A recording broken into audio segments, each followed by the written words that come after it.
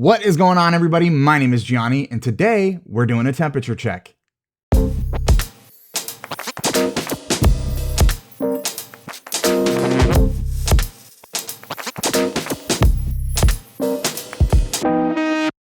So today I wanted to take a look at where we're at midway through the year. There's been a lot of great titles that have come out. We're a little bit halfway through 2025. Today is July 12th when we're recording this. There's been so many good games that have come out at this point, some far exceeding a lot of my expectations, some more on the disappointing side. But the good thing is that there hasn't been a whole lot of disappointment. Spoiler alert, there's a lot of great games that have come out in 2025. So I wanted to jump into what I've been playing both on content and off content, give you guys an idea of kind of where I'm at this year and what we have to look forward to for the remainder of the year. I picked out 5 different titles that I'm super excited for in the back half, and I'm excited to see where you guys are at as well. So without further delay, let's jump right in. First up on this year's playlist is Ninja Gaiden 2 Black. This is something that I was pleasantly surprised by because I don't have any experience with the Ninja Gaiden franchise. I had never played any of the games. I've heard that they're insanely difficult. I've heard they have breakneck combat, insane fluid fighting, and epic boss battles. And I am pleased to say that that is exactly what I got from Ninja Gaiden 2 Black. It is far from a perfect game, but it has a lot of cool aspects to it. The combat is incredibly fun. It's super addicting. I still found myself playing a little bit after I rolled credits.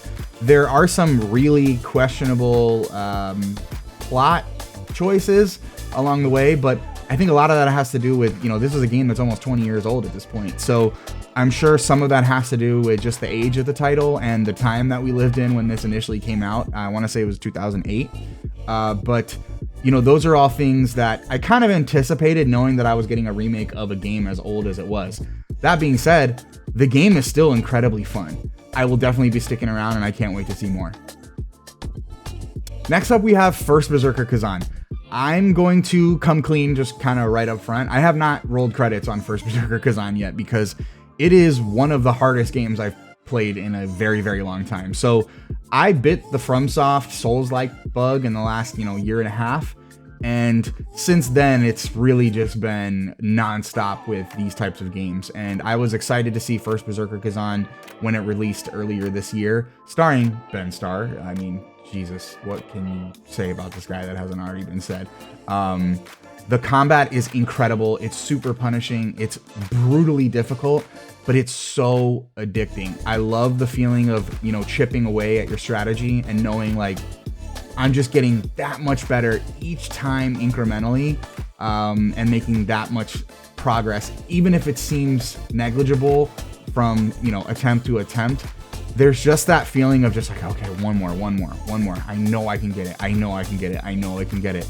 And I'm loving that about Khazan. It's a beautiful game. The art style is incredible. It's part of the Dungeon and Fighters game universe that I'm not super familiar with, and I really never was before this one. It was really the first time that I actually heard of that franchise when this was announced. I want to say it was late last year, but I'm excited to jump back into Khazan once I get some free time to chip away at my backlog. There's a lot of great titles coming out this year, so this is definitely one that I'm gonna get back to.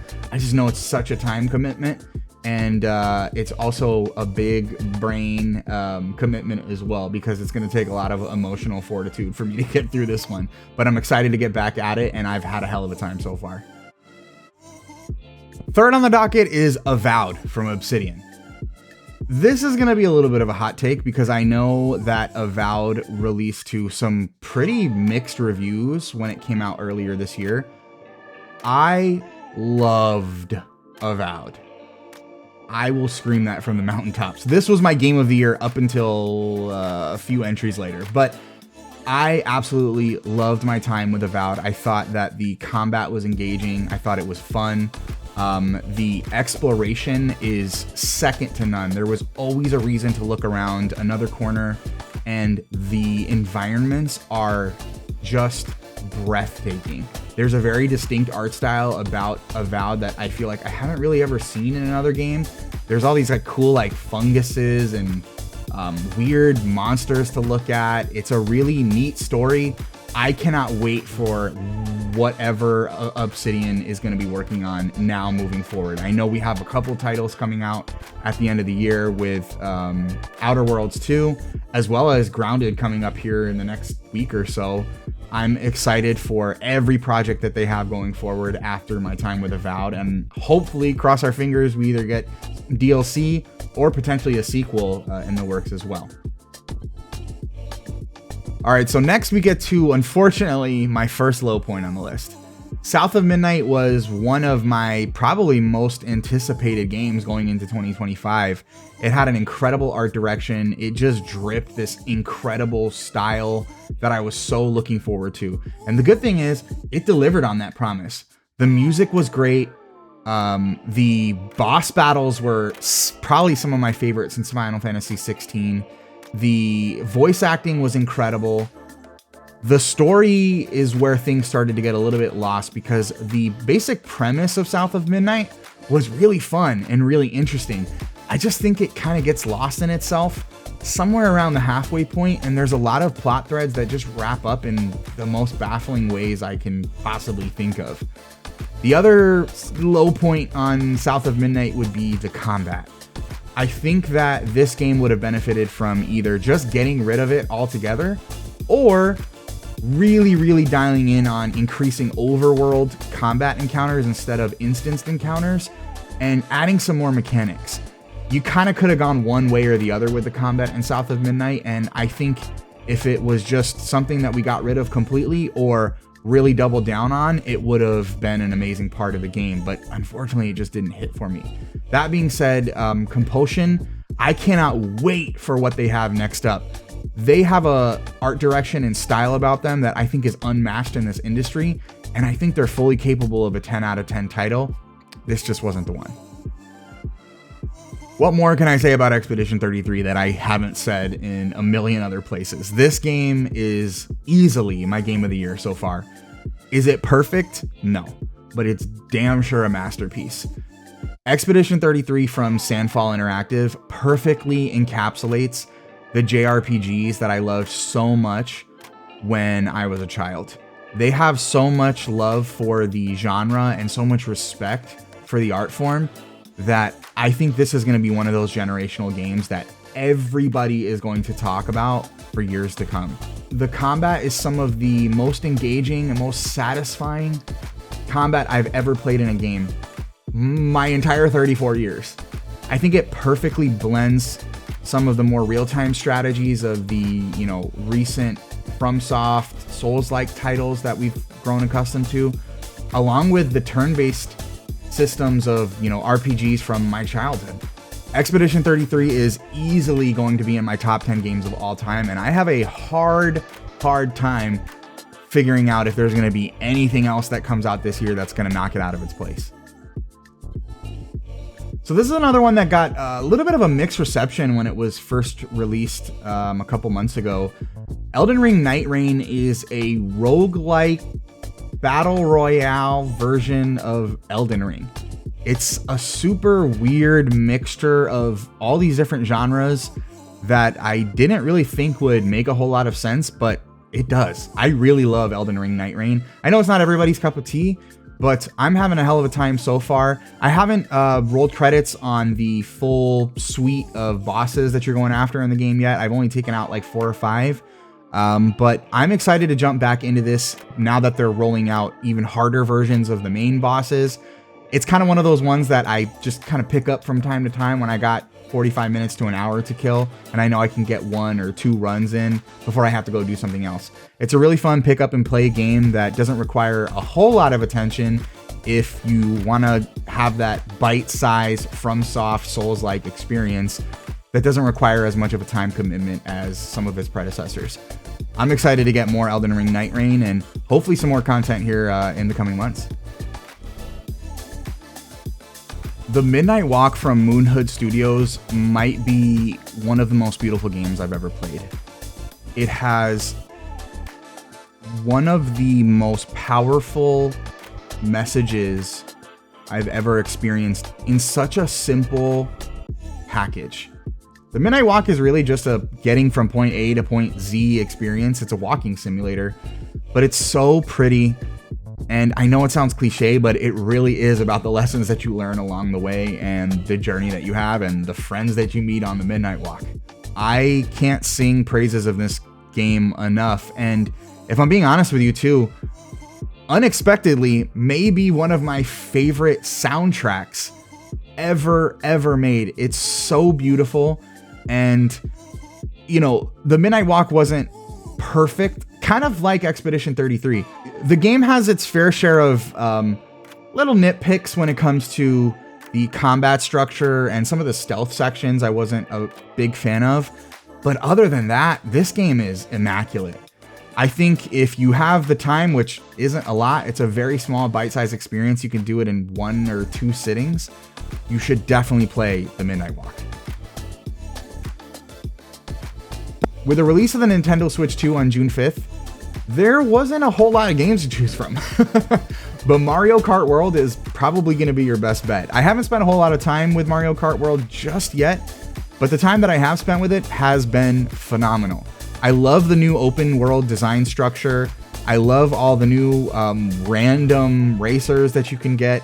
And I love the new costume system that they have set up in place. It feels really customizable, and it feels almost like a little bit more of a grown-up version of Mario Kart, which I love. Again, I haven't spent too much time with Mario Kart World yet, but the time that I have spent, it's been a blast. It's Mario Kart. It's everything that you've come to expect in a much bigger package, and that's really all you can ask for. All right, so that wraps up everything that I have been playing. But what about the things that I haven't? There's a lot of games that still haven't come out yet. So let's dive into the top 5 titles that I cannot wait to roll credits on by the end of the year. Next up, we have Donkey Kong Bonanza, just coming out this week. It's right around the corner. I admittedly don't have as much nostalgia for a lot of these Nintendo franchises that most people hold near and dear to their heart. I really didn't get much into a lot of these franchises past my childhood, but I was a big fan of Donkey Kong Country.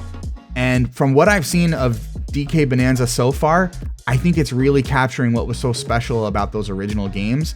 And that's DK's personality and the music. As soon as I heard some of those old pulls, I was in. I was sold.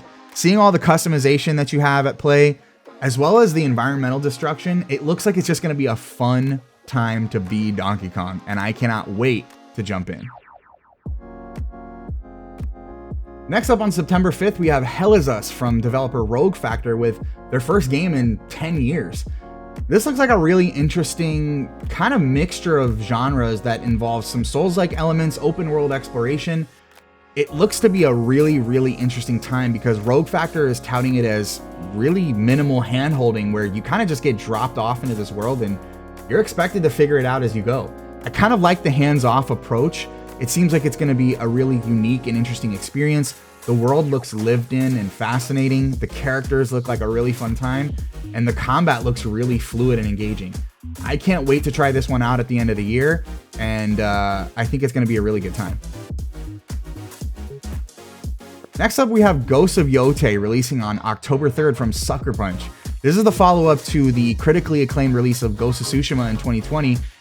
And I'm not gonna lie, this is looking like it's gonna scratch a much bigger itch for me than the original game. I enjoyed my time with Ghost of Tsushima. I never finished it, and I do mean to go back to it, but there was just something that just was missing from it. I don't know if it was the vibe, I don't know if it was the storyline, but Ghosts of Yōtei looks like it's delivering up this really badass revenge story that really seems straight up my alley. It's gonna be a good time for sure. Next up, we have Little Nightmares 3 releasing on October 10th from Supermassive Games. This is a really interesting one because Supermassive didn't develop the first Little Nightmares 1 and 2. I'm pretty excited to see what direction that they're going to go in with the third game in the franchise, but it looks to serve up the same horror-filled, weird vibes and creepy characters that the first 2 games are so well known for.